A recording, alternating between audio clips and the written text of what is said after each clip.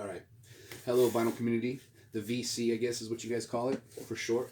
Anyways, I got something in the mail. Just want to open it with you guys. See what I got. Let's just see what the address. Mobile Fidelity Sound Lab, so we know it's something good. All right. Shing.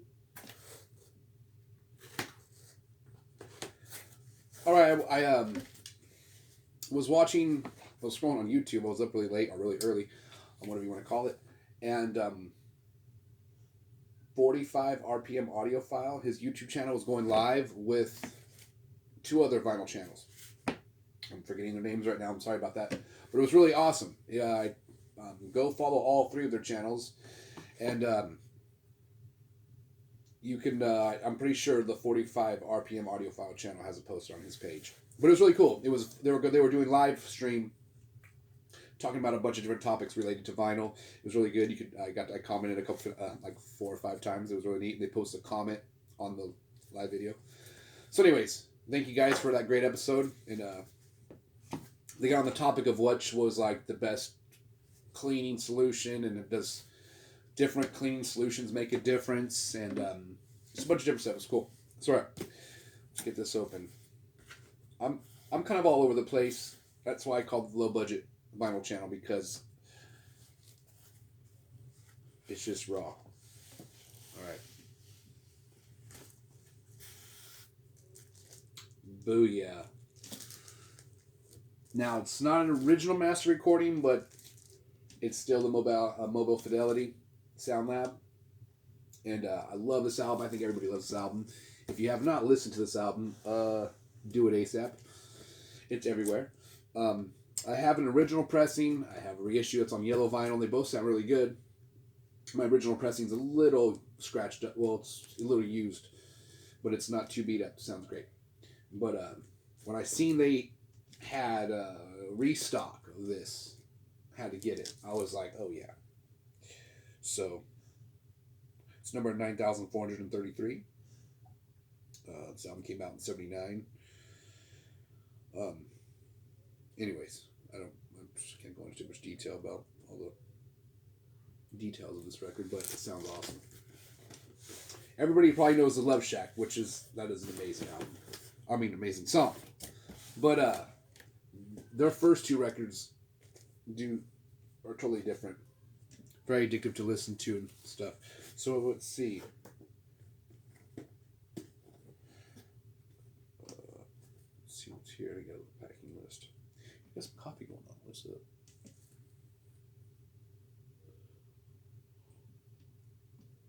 And shout out to Bub's Cafe in Elizabethtown, Kentucky. Great restaurant. One of my favorite restaurants to go to in the country.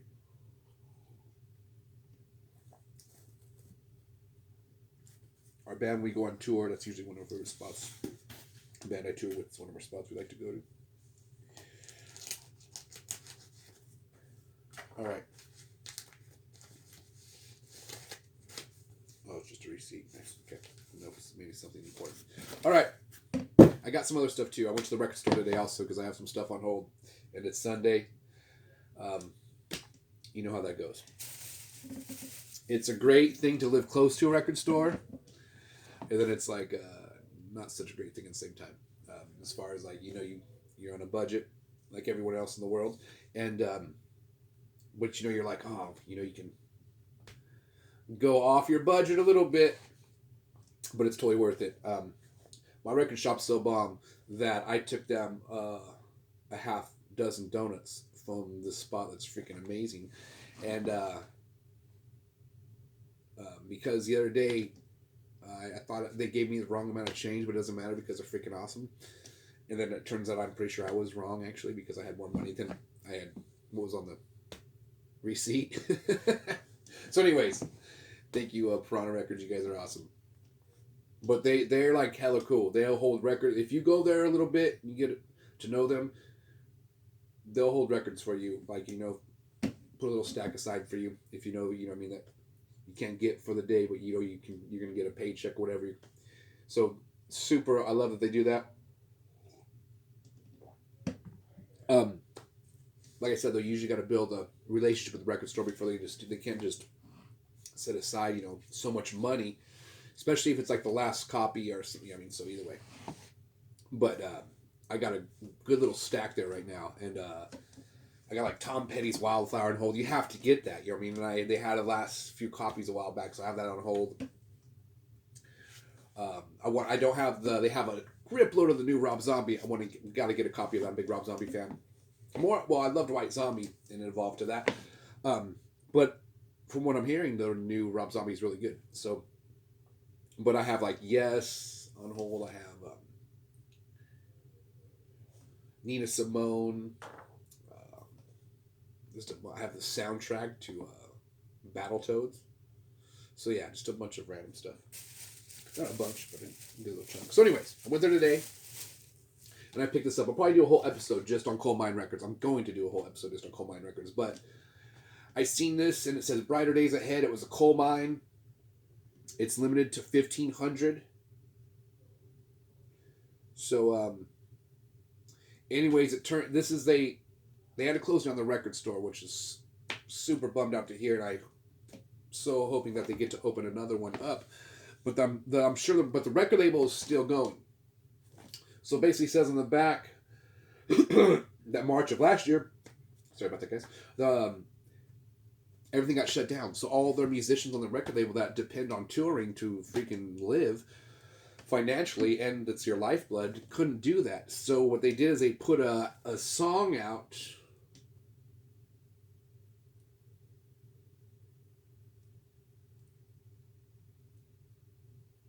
Every week. They wanted to help shine the light on a different artist every week from their label. And so they put out so it's basically all those songs they put out during the pandemic on this compilation. And it says it's called Brighter Days Ahead.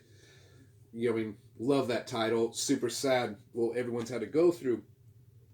But I guarantee this thing sounds killer. So go support Coal Mine Records. They are I haven't heard a band on the label I don't like. I'm blown away by everything I hear on their label, and the quality's really good. The cases are good. The quality in the vinyl's good. And I got Soul Slabs Volume 1. Like I said, I'm going to do a whole episode on this. I'm already going off topic a little bit, but it doesn't matter. Vinyl's awesome. I got Soul Slabs Volume 1. Listened to it, didn't really read any of the information on it. And I go to read the information, and I thought it was some old music from like the 60s and 70s. It sounds that authentic. But no, it's these bands that are contemporary that are putting out music of that era, and that style, genre. And it's freaking amazing. Oh my gosh. So anyway, I got that. One of the other records I had. Oh yeah. Close Encounters with the Third Kind soundtrack. I've been wanting the soundtrack for a long time. I used to always see the soundtrack and I didn't pick it up. I don't know why. Because you would see this in the dollar. Soundtracks were all like $1 back in the day before vinyl got popular. Before the resurgence. Anyways, I still got this for a good deal. It was only $4 and it's in great condition. The cover's a little charred right there on the top, but overall, great condition. I listened to it. Oh yeah. The Arista label. Arista. Either way. I don't know if it's always blue like that, but it looks good. I love soundtracks. Soundtracks are awesome. I'm going to do a whole episode on that too. I'm just going to do episodes on everything, guys. So chill with me. My whole 3 subscribers. Okay. Some slips for my 45. Totally down for 45. I love 45s. 45s. Obviously, it's a little bit of more of a hassle because you got to. It's one song. But they're super awesome. If you just put a chair by your turntable and just get down with some 45s, it's awesome. And got a Coal Mine 45. These are like golden jewels right here. I didn't even... So anyway, our record store had some right there chilling off to the side. And a while back, I had asked them if they had any in stock, and they didn't. And they're kind of pricey. Some are going online for, some that are out of print. Probably going for a little bit of money. Nothing crazy, but more than $1. So, they have a stack. I went and got a couple. I went and listened to this one, and this is Leroy Conroy. Song is Enter and Tiger Trot. I started to hear one song. I heard like 30 seconds, and I knew instantly, oh gosh, home run. So got this, And I think it's cool because they're putting out. There's a piece of label stuck to the 45. So, anyways, they're putting out this old style music on 45s. They sound great. They do, 12-inch, 33 and 1/3 RPM. But check out Coal Mine. They're freaking amazing, and it's just neat that this label's out there doing stuff like this. So, I want to get. This sounds crazy. I want to get all of their 45s. So I'll just have a stack of all the Coal Mine 45s, and I eventually want to get a jukebox. And just all the dope ass 45s. That's your favorite 40. I know this is like in the future. Like I'm gonna try to pull this off like in the next few years, but maybe. But I think that would be awesome to have a jukebox and just punch in the 45 you want to play and hear the crackle. Oh, good. I love that. It's a brand new 45s are great condition, are great, but even they have a little bit of little permanent dust, you can clean them. It's great. But if they crack a little bit, it just adds some authenticity to it, in my opinion. Some people will hear that crackle noise and be like, "What the shit? That sounds horrible." But that just depends. So, anyways, I could go on forever. I just love music. I love vinyl. I am a musician. I play multiple bands, but I've been collecting vinyl since I was in elementary school. My mom collected vinyl. My stepdad, my dad actually was homeless. That's a different story. But he loved vinyl also. So it's just neat to see vinyl back with a vengeance. And I watched this one thing about this guy who had the biggest record collection in the world. He had over 1 million records. They said his collection was estimated to be worth around $30 million. Something crazy like that. You know how much that collection's worth today? This video, I think, was from 2008. I was thinking, not that it matters how much money those records are worth, because it was this guy's like lifeblood. Like he had so many records. He opened a store. His wife told him, "Hey, if you can, get this shit out of my basement," basically. So he opened a record store back in the day. And he said it doesn't happen anymore, but every once in a while someone will ask him, "Do you have this song on a 45?" And he knows right where it's at, and he gets super excited.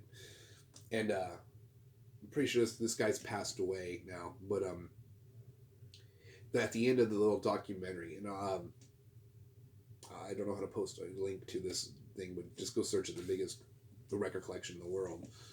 And this guy puts on this 45, and I don't even know what song it is. And he's like, that song's my life, right there. And you could tell he was just pondering over everything that he had gone through in the store, because he had diabetes. It was coming towards the end, and he was trying to sell this whole collection. Nobody wanted to fucking take on 1 million records. And he was just asking now for 3 million. Barely a fucking,